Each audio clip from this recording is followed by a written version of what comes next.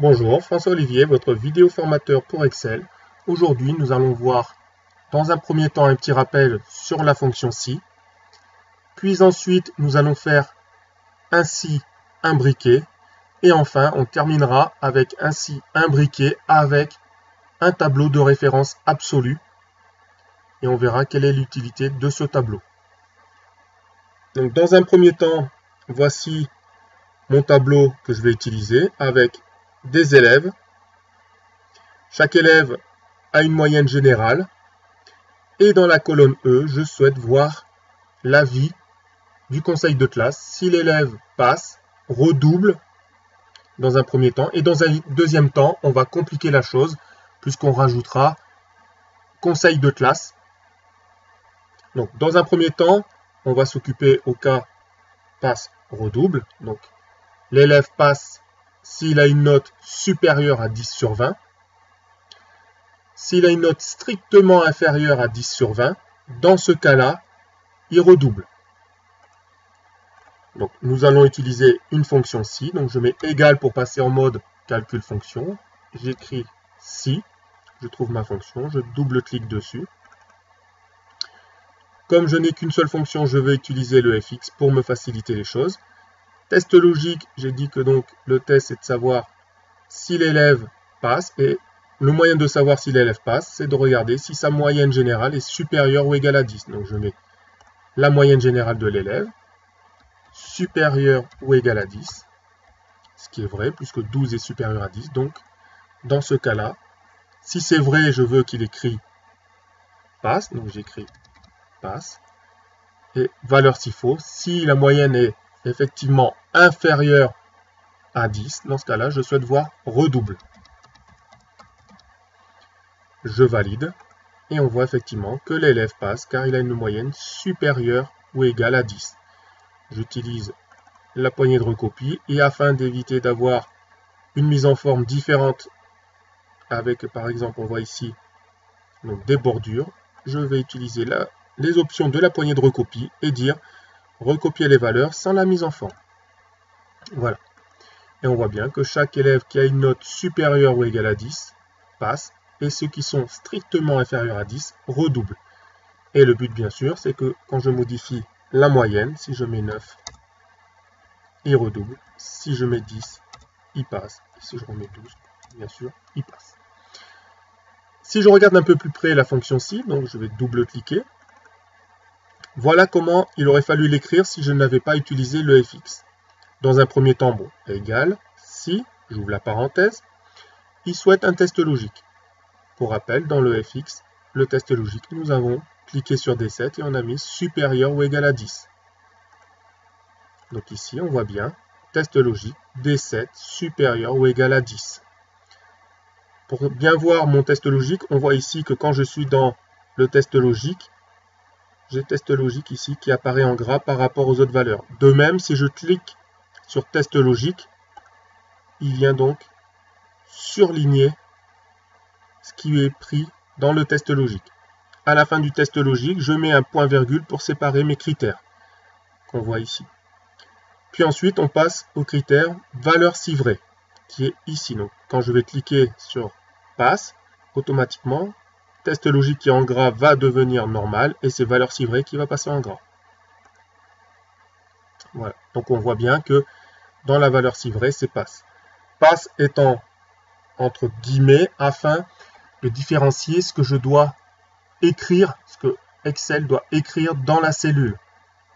Par exemple, c'est pour faire la différence entre le mot, donc la fonction égale somme, et somme, le département, ou faire la somme.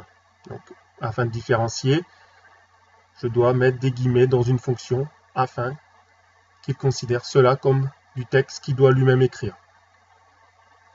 Pareil, si je clique sur valeur si vrai, on voit bien ici, en surlignage, le passe.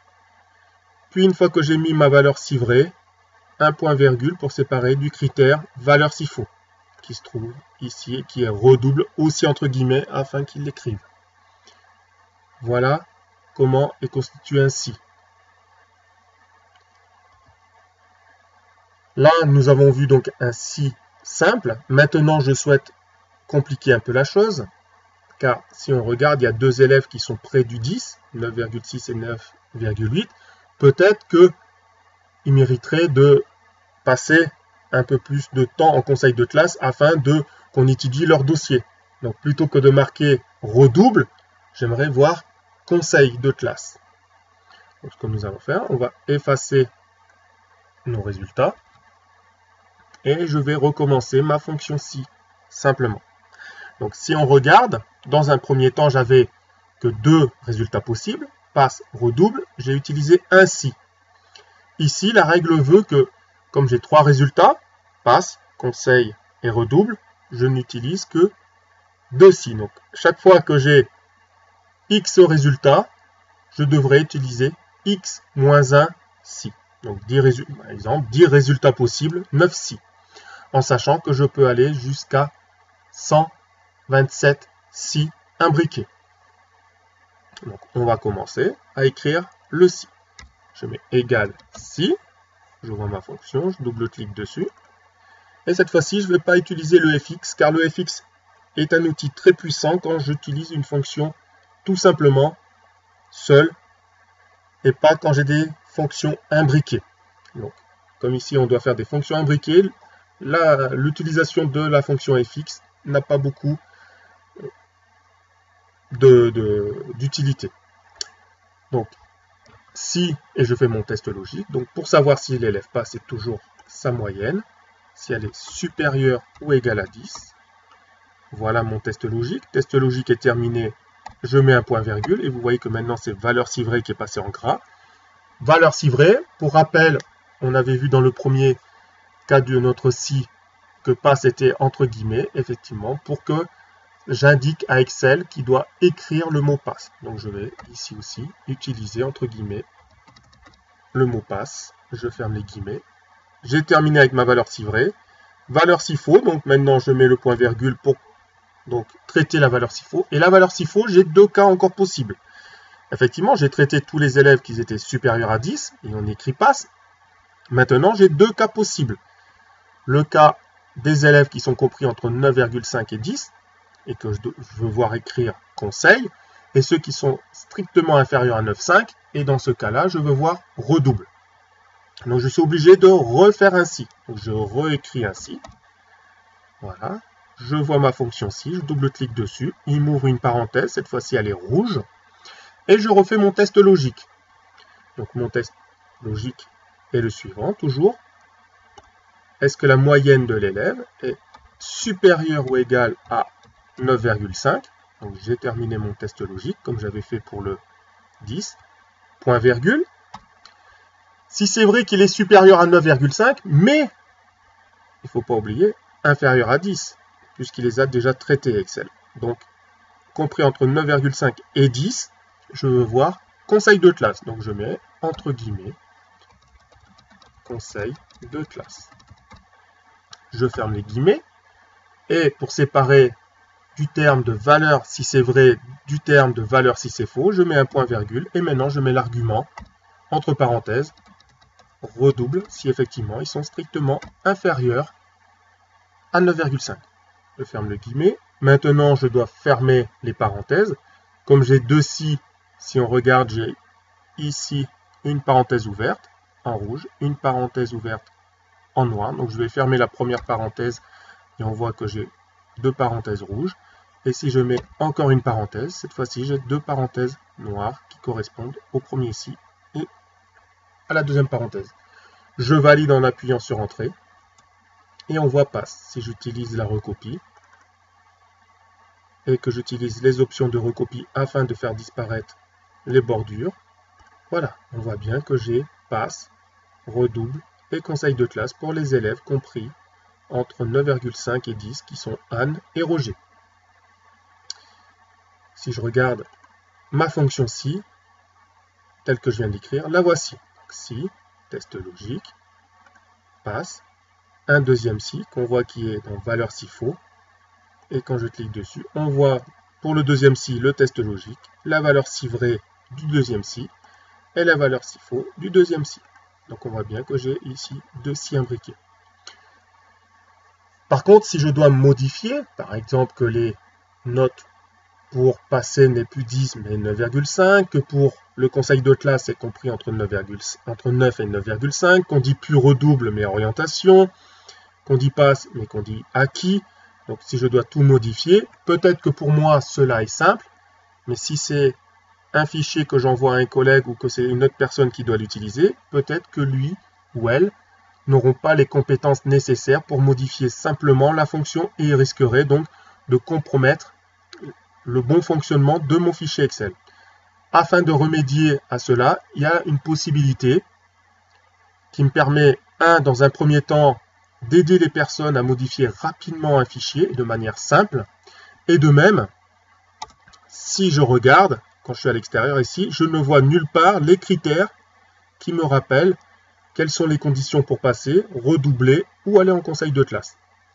Donc, afin de remédier à cela, nous allons utiliser un deuxième tableau qui nous servira de référence et qui sera même un tableau de référence absolue. Donc, nous allons constituer ce tableau. Donc, je vais mettre dans un premier temps dans à part, ici, je vais marquer passe. Donc, et j'ai dit, donc dans G7, j'écris passe. Et dans G8, je dis la valeur pour que l'élève passe. Donc, j'ai dit, c'était les notes supérieures à 10. Je fais Entrée pour valider. Puis ensuite, j'ai dit conseil de classe. Voilà. J'appuie sur tabulation pour aller dans la cellule d'à côté. Et en conseil de classe, j'ai dit que c'était compris entre 9,5 et 10, donc supérieur à 9,5. Donc je mets 9,5. Et ensuite, je traite le dernier cas. Donc j'ai dit les élèves qui redoublent. Et ici, j'ai pas l'utilité de écrire une valeur vu que ce sont les autres. Donc ce que je vais faire, je vais effacer ici les résultats. Et nous allons repartir à partir de cette fonction si imbriquée et en utilisant un tableau ici, comme vous pouvez voir, qui répète mes conditions. Donc, on a dit, alors c'est pas très judicieux car j'ai du mal pour utiliser les conditions, donc je vais remonter mon tableau, voilà, ici. Donc, je reclique sur ma fonction si imbriquée, et ici j'ai si D7 supérieur à 10, et 10, je le retrouve dans mon tableau à ce niveau-là. Donc je peux effacer le 10, et je vais utiliser le 10 qui est ici. Je veux qu'il écrit passe, là aussi, je peux effacer les guillemets passe, et il va utiliser ce que j'ai écrit dans la cellule, ici G4, voilà. Puis ensuite, si D7, donc si la moyenne est supérieure à 9,5, 9,5 je peux l'effacer, et je peux le trouver ici. Je voulais qu'il écrit conseil de classe, ça j'efface. Et j'utilise le conseil de classe de mon petit tableau des critères que j'ai utilisé pour faire ma fonction si. Et enfin, le dernier, qui est redouble, je l'efface et je le prends aussi dans mon petit tableau de référence absolue. Je fais entrer et vous voyez qu'il m'indique bien passe. Là, si j'oublie de mettre les $ pour faire des références absolues, si je recopie, vous voyez qu'il fait n'importe quoi. Donc je dois utiliser des références absolues pour que ce tableau-là reste figé. Donc, H4, je ne veux pas qu'il bouge, donc je vais utiliser les $. Voilà. En appuyant sur la touche F4 de mon clavier, par exemple. G4, pareil, ne doit pas être modifié, donc je mets des $. D7, lui, il faut bien qu'il descend. H5 doit rester. G5 et G6. Donc j'utilise des références absolues pour ce petit tableau. Je valide. Et maintenant, si j'utilise la recopie, en corrigeant toujours la recopie des valeurs sans la mise en forme, vous voyez qu'il met bien passe redouble. Si maintenant je dis ce n'est plus redouble, mais orientation, j'écris dans mon tableau orientation, je valide, et vous voyez qu'automatiquement, c'est modifier. Ce qui permet rapidement à quelqu'un de modifier ce petit tableau plutôt que d'aller dans les fonctions, comme vous pouvez voir. Et de même, ici, je vois très vite que pour passer, il faut avoir plus de 10, par exemple, en me faisant un tableau en mettant des étiquettes de colonnes et de lignes, beaucoup plus explicatif. Du coup, il n'y aura plus d'ambiguïté sur mon tableau de passe et redouble. Pareil ici, donc si je veux écrire acquis, voilà, etc., etc. Voilà, je vous remercie. Maintenant, vous avez eu un petit rappel sur la fonction si. Nous avons vu une fonction si imbriquée avec une deuxième fonction si. Et de même, l'utilisation d'un tableau à côté, reprenant mes critères qui m'a permis de faire mes fonctions si. Et on appelle cela donc une fonction si avec tableau en référence absolue. Donc, je vous remercie encore de votre attention et je vous dis à très bientôt pour une nouvelle vidéo formation sur Excel.